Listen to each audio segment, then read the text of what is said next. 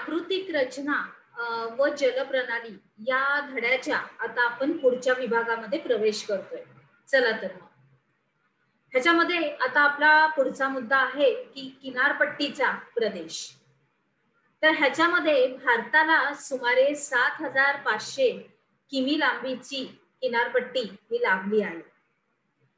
त्याच्यानंतर द्वीपकल्पाच्या पूर्वेकडे आणि पश्चिमेकडे सुद्धा किनारपट्टी आहे.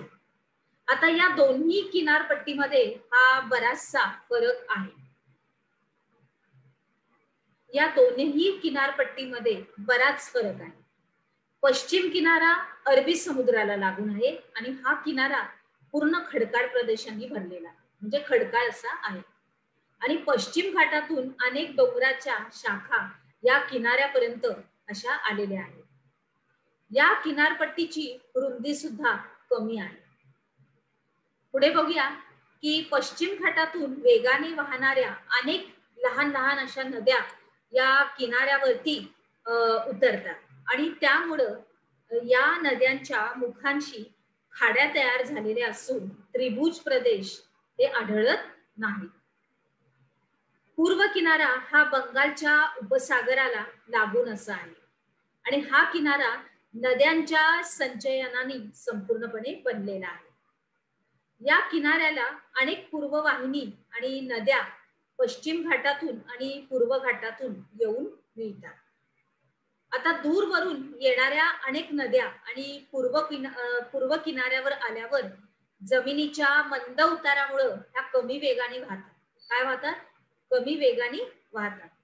दूरवरून येणाऱ्या अनेक नद्या या पूर्व किनाऱ्यावरती आल्यानंतर जमिनीच्या या मंद अशा उतारामुळे कमी वेगाने वाहतात आणि त्यामुळे त्यांनी वाहून आणलेल्या गाळाचं संचय त्या संपूर्ण रस्ते अशी समुद्र आणि त्याचा किनारा असतो त्याच्या संपूर्ण प्रदेशात होते आणि या नद्यांच्या मुखांशी त्रिभुज प्रदेश हे आढळतात. बरोबर. त्याच्यानंतर द्वीप समूह ह्याच्यामध्ये अंतर्गत आपण आपले मुद्दे स्पष्ट करूया की भारताच्या मुख्य भूमीच्या किनाऱ्याजवळ अनेक लहान मोठी बेटं आहेत. त्याच्यामध्ये त्यांचा समावेश हा किनारी बेटे या गटात केला जातो. बघा, मुद्दे स्पष्ट करताना प्रत्येक मुद्दा स्पष्ट केलेला आहे, तर अगदी नीट लक्ष द्या. बरोबर. चला, तर यांचा सगळ्या लहान मोठ्या बेटांचा किनारी बेटे या गटामध्ये समावेश असा केला जातो.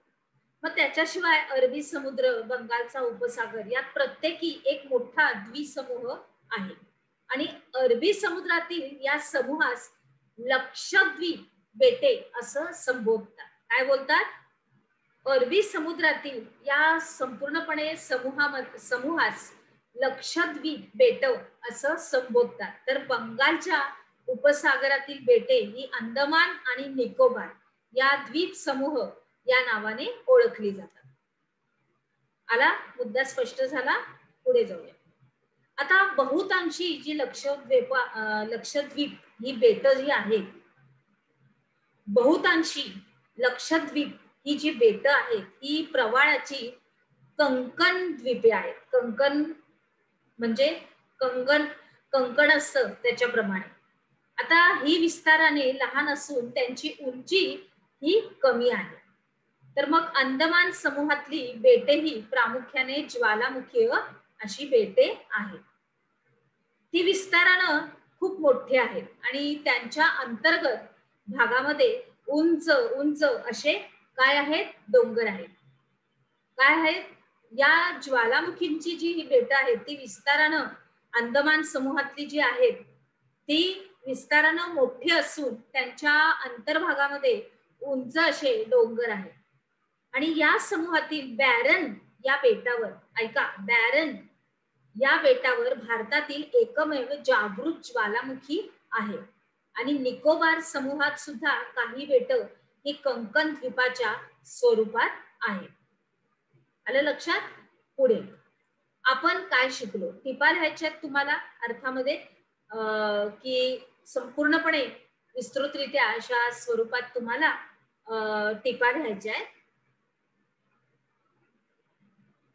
विद्यार्थी मित्रांनो, आपण काय शिकलो या प्रश्नोत्तरांच्या विभागामध्ये टिपा लिहा या अंतर्गत तुम्हाला द्वीप समूह आणि किनारपट्टीचा प्रदेश याच्यावरती लिहायचं आहे. अर्थात तुम्ही तुमच्या वहीमध्ये ते व्यवस्थित लिहा, त्याची नोंद ठेवा. पुढे जाऊया.